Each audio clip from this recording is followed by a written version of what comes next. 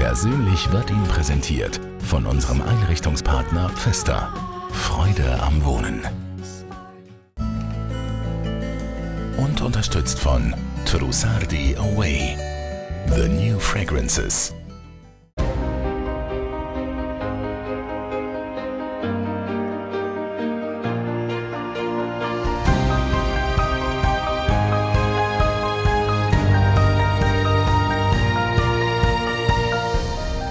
Persönlich. Bei Claudia Lesser. Aber was schon auffallend ist deine Frisur. Oder? Ja, das scheint stimmt. ja alle unglaublich beschäftigt. Hast du das gewusst, bevor du da wirklich ins Finale gelaufen bist, dass das so für Furore sorgen? Ja, ich habe es natürlich schon gemerkt als Kandidatin, weil es ist wirklich auffallend natürlich unter allen Langhaarigen und meistens Braunhaarigen. Aber ich glaube, ich behaupte jetzt einmal, das ist nicht das Einzige, was mich ausmacht. Nein, ich hoffe, ich bleibe auch noch anders in Erinnerung. Ja, absolut. Es gibt auch einen Professor, den Dr. Junker Jürgen, der behauptet, dass Kurzhaarfrisuren nur Frauen tragen, die auch ein bisschen rebellisch sind und ein bisschen feministisch sind und die Frauenrolle ein bisschen anders interpretieren. Ist das auch dein Thema?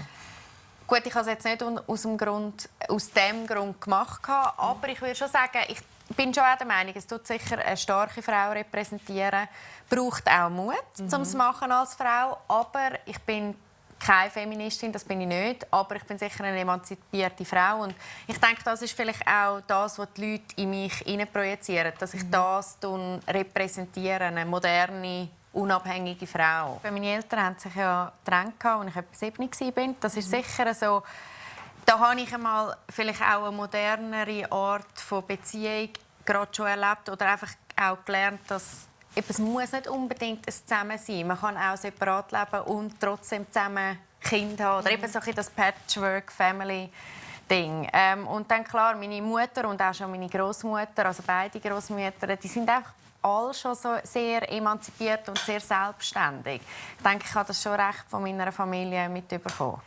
Warum ich selbstsicher bin? Woher das kommt? Das kommt auch von meiner Erziehung, von meinen Eltern, von meiner ganzen Familie, vielleicht auch von meinen Freunden, die auch wirklich selbstbewusst sind.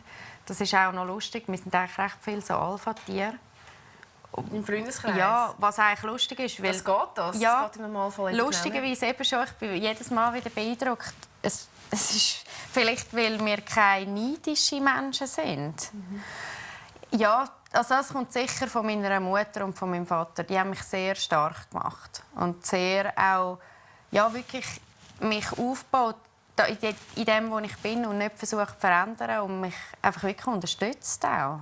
Ich habe wirklich, ich denke, recht eine gute Kindheit gehabt, was das anbelangt. Trotz Scheidung, oder? Wo Ja. die Psychologin aufschreien, oh, die hat aber eben, es muss ja darum nicht sagen, immer es so muss eben nicht unbedingt schlecht sein. Ich finde es gut, wenn das eine Beziehung durchlebt, ein Missenjahr. Es zeigt auch viel, eben, man sieht, ob es funktioniert, aber es hängt wirklich von der Beziehung ab. Weil wenn keine gute Basis da ist, dann ist es schwierig. Das heisst, ihr habt sehr eine gute Basis. Anscheinend. Ja. Was ist die neue Basis in der Beziehung? Ich würde sagen, gut, eben, wir sind jetzt schon ein Zeitchen zusammen, ja, aber ich würde sagen, nicht mal das macht einen wesentlichen Unterschied, sondern es ist wirklich eine reife Beziehung. Wir geben uns viel Vertrauen, viel auch Unterstützung, Respekt und sind nicht eifersüchtig. Klar, ein bisschen Eifersucht gehört immer dazu, damit es einem wichtig ist. Aber es ist nicht so eine blöde Eifersucht. Also, ja, wir sehen viele Sachen eben auch wieder realistisch. Und dann haben wir es einfach auch mega gut miteinander. Ich versuche, mich überall zu perfektionieren. Und es ist aber... Man muss sehr anstrengend. Es ist mega anstrengend. Ich musste dann auch einsehen, gewisse Sachen, eben wie jetzt mit dem Uni-Abschluss, habe ich einfach auch sagen, okay, man muss Prioritäten setzen und es ist ja auch immer noch gut. Und manchmal muss ich wirklich selber mir auch wieder lernen, dass ich etwas akzeptiere, das jetzt halt nicht perfekt ist. Man kann nicht perfekt sein. Ich bin auch nicht so jemand, der 1000 Sachen miteinander macht. Ich mache etwas und dann mache ich es richtig. Und darum werde ich ungeduldig, wenn zum Beispiel jemand anders nicht so ist. So ein bisschen, ja, ich könnte zum Beispiel nie Lehrerin sein. Weißt du, ich glaube, Ich mache es zwar gerne, etwas vermitteln, aber auf andere Art gerne. Ich werde so ungeduldig, weil vielleicht andere Menschen anders funktionieren, weil sie anders lernen. Ich sehe es dann am Samstagabend. Also klar, es ist schon emotional. Es war so ein schönes Jahr aber ich traue dem jetzt nicht nach. Ich freue mich wirklich auch auf nachher. Es kann ja auch wieder mal eine andere Zeit kommen. Eben, ja. Nein, es ist wirklich, ich bin jetzt nicht mega traurig und sitze daheim.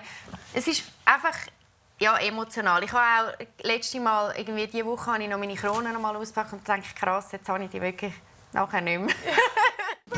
Persönlich wurde Ihnen präsentiert von unserem Einrichtungspartner Pfister. Freude am Wohnen. Und unterstützt von Trussardi Away. The New Fragrances.